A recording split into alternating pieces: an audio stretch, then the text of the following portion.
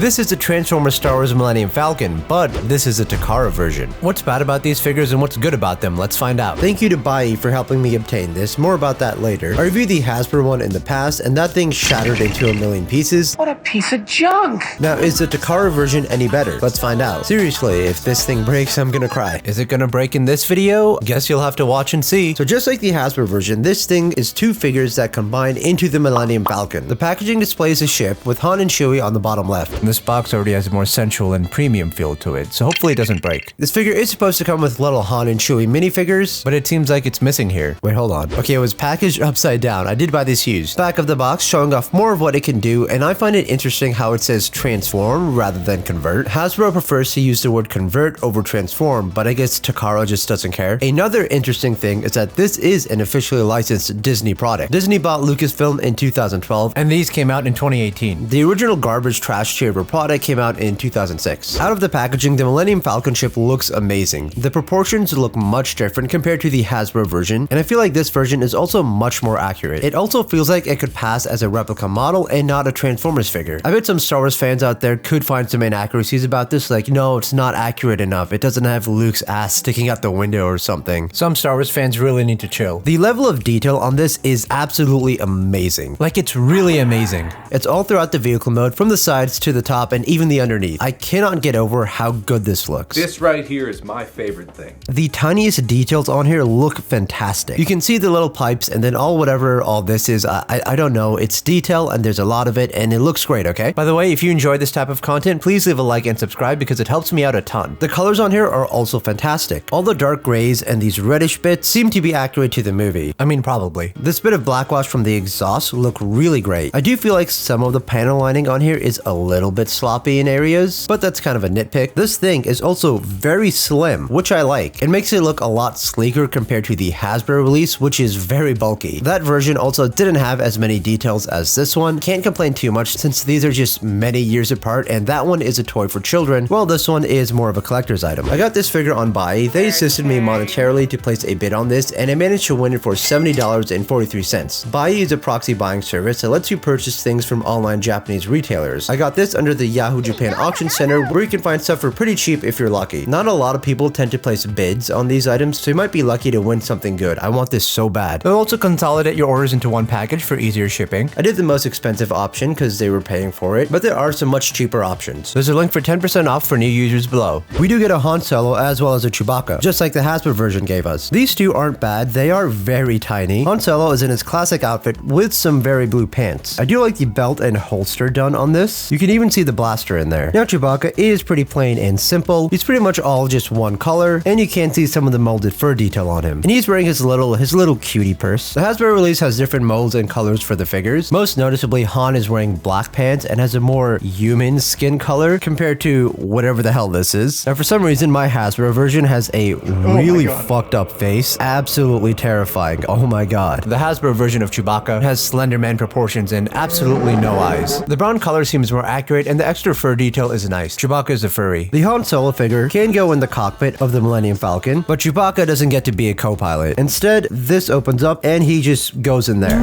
This top flap though is pretty loose and that's kind of annoying. The Hasbro version had room for both of them in the cockpit. I mean, both figures can still fit in the cockpit. There's nothing stopping you from putting both of them in there and then just having them make love and closing that up. Accessories wise, you do get two versions of the DL-44, and they didn't skip out on the look of this. It looks decently like Han Solo's DL-44, and both of these basically go onto this attachment, and then this goes onto the top of the Millennium Falcon. I think it's a pretty genius way to incorporate his blasters. I just feel like it looks a little bit too bulky, which is why I prefer to leave it off. You also get Chewbacca's bowcaster. This is also done incredibly well, and I do like the way it looks. The bowcaster can also be placed at the bottom in the vehicle mode, and I guess it really doesn't matter which way you orientate this thing, because you're not really going to see it from the top. At the bottom of the Falcon, you do have 4 areas for landing gear. They're a little bit hard to get at, but you have 2 at the back, 2 over here, and this one up at the front. I find these 2 middle ones to be pretty loose, causing the ship to fall over and killing everyone who could be inside. So make sure to have this front landing gear down because that really helps. I didn't realize that was there until after I filmed most of my B-roll, so whoops. Now, how is the transformation like for these figures? The first step in the transformation of these figures is to make sure all the accessories are off. I already have mine off. Make sure the figures are out, and then we need to take off the rectenna piece. So yes, a little bit of parts forming is involved. We now need to separate the Millennium Falcon in half, and that involves pushing that down and just splitting the pieces apart. No reward is worth this. We'll start off with transforming Chewbacca first. We're going to start by taking this piece, bringing it forward, and then just pushing it, sliding it all the way down. Next thing, we're going to take these pieces on the side and pull them out like so. Same with the one on this side. And we'll notice while we're at it, the rest of this is already loosened up. We can bring that down. Rotate this leg piece, take this part of the knee, and we're just going to need to shift that down like so. Come over and we can rotate that. Underneath the leg, we'll see his foot. We can go ahead and bring that out. Make sure this piece is closed in like that. Come over here to this other side, and we're going to do the exact same thing. We're going to bring this out, take this knee piece, and then shift it forward. Close this piece up. Go ahead and bring that out. This is pretty much it for the bottom part of Chewbacca. Now we're going to come to the back and bring in these pieces on both sides. Make sure to flip them over, so that way we can take these brown bits out. They're a little bit hard to get at, and I guess these are supposed to be like thrusters. Now we can come around to the front. We can pull this arm out and bring that down. Come over to this hand, and then use that tab to try and bring this hand out. Rotate that. Come over here and do the exact same thing. Go ahead and bring that hand out and rotate that into place. Now we can finally do Han Solo.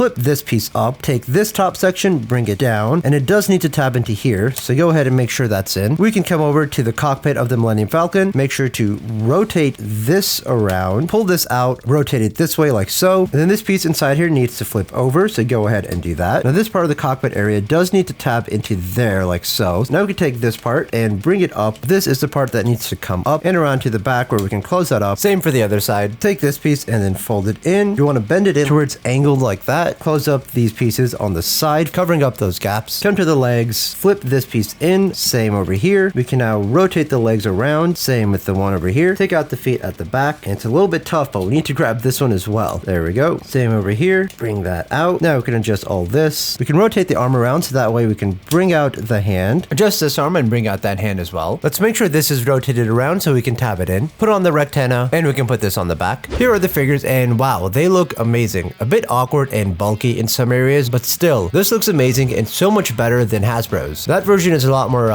bulky and ugly. This version looks a lot cooler. It has a more anime mech aesthetic to it, which by the way, I believe with the lore of these figures, these are technically mechs. Now before we get into any more praise for the robot modes, we need to talk about the bad, mainly looseness. This chest piece for Chewbacca doesn't tab into anything, so it's easy to move around. Along with that, this section, if it's not fully tabbed into place, it'll just flop out. However, it seems once you get it properly tabbed in there, it doesn't seem to do that anymore. So that is something I may have missed in the vehicle mode.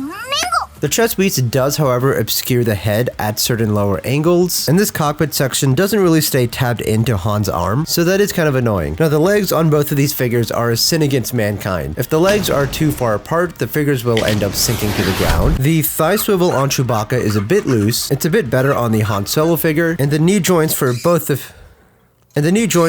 the figures are awful. It seems to be worse on the Chewbacca figure. Getting poses for Han Solo is easy, but for Chewbacca, it's a bit more of a challenge due to all the looseness. The legs in general are just pretty loose for Chewbacca. These figures also have the issue of hollowness, mainly Chewbacca's arms and the back of the legs for Han. Chewie has these panels that sort of cover up the back, but it doesn't really work because the rest of it is still pretty hollow. Can't really complain too much about hollowness because the robot modes they managed to get out of the Falcon looks great. The detail for the vehicle mode really helps in the robot mode for these figures. I really like the head sculpt on both of them. Han has this really nice, almost Gundam-like design to it, with what appears to be representing a scope on his head. It's a nice silver closed-up mouthpiece with some green eyes. The chest piece has that nice black wash to it we saw earlier on the vehicle mode, and these parts of the arms are a very white, bright color, with some black and silver paint on it. This is meant to resemble the top part of Han Solo's outfit, and I think that's a neat touch. The rest of the detail on the arms and the legs looks very good. Having the cockpit on the arm over here looks kind of weird to me, but design-wise, I can see how this would have been a challenge. Now, I really do like the crotch area, and there's no way I could have worded that without it sounding weird. I like how it's a blue molded plastic to match the color of Han's pants, and it even has the belt and holster molded onto it. The back part of Han is a bit bulky, but I do like how these become the thrusters now. You can give Han his two blasters and have him dual wielding it, or you can go ahead and stick this one at the back. For the articulation, the head can move up and down. You can spin him a full 360. Arms can move all the way up there. They can rotate from there as well. You do get that arm rotation and elbow bend. You also get get a bend in this way, no hand rotation, no waist rotation either, which is kind of disappointing. The legs can move forward up there, out to the side, all the way up there, and back over there. You do also get a very good knee bend. Chewbacca also has a nice head sculpt to it. It's very angular and jaggedy, with some nice color separation to make it a bit more cohesive. He also has green eyes, and they opted for a regular face rather than a closed off mouthpiece. The heads for the Hasbro version look pretty bad. For some reason on Chewbacca, they mechanized his fur, making it look all weird and gross. And for Han, they just straight up made him look terrifying. Seeing a robotic version of a human face is unsettling.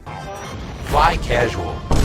The head for the Takara version of Han doesn't look anything like Han Solo at all, and honestly, that's okay. This version has scarred me. Chewbacca has some pretty wide and bulky shoulders. It then slims down to the chest area, and below that, we have some nice designs for the abdomen and the crotch area, with some gold paint application there. I do like this little pipe sticking out the side here. The arms are just some Millennium Falcon parts, but we do see some more brown on there now. The legs are also pretty bulky, as they are the back part of the Falcon. But once again, the level of detail on here really helps bring it out. I do like how the feet on Chewbacca look like they have little toes on them, while the ones for Han Solo have this more mechanized design to them. For the articulation on this figure, this head can wiggle around. You do get a full 360. This can move back and forth, up and down. Arms can move right there. Arm rotation, an elbow bend, a bend this way. This one does get a waist rotation. Legs can move up all the way there. You do get a knee bend. If we move this piece out of the way, we can get more of a knee bend. Leg rotation, out to the side all the way there, and back all the way there. Despite some issues, these figures are pretty good. And if you're curious as to just how bad the Hasbro version of the Transformers Millennium Falcon is, check that video out over here.